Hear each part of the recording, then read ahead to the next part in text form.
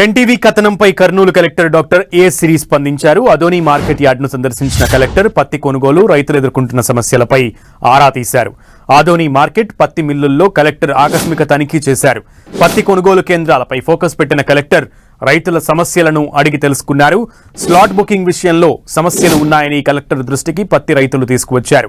ఈ సమస్యను వెంటనే సరిదిద్దుతామని సర్కార్ దృష్టికి తీసుకెళ్తామన్నారు. పత్తి కొనుగోలు విషయంలో రైతులకు ఇబ్బందులు లేకుండా చూడాలని అధికారులకు కలెక్టర్ ఆదేశాలు జారీ చేశారు.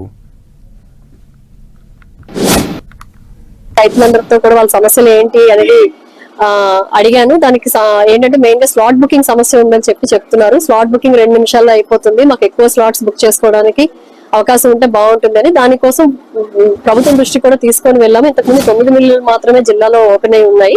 ఇప్పుడు 16 మిల్లులు ఓపెన్ చేయించాము. ఇంకా నెక్స్ట్ అంటే మొత్తం 25 మిల్లులు ఉన్నాయి. 25 మిల్లులు కూడా ఓపెన్ అయితే మనకి సమస్య కొంచెం తగ్గుతుంది అనేది ఒకటి.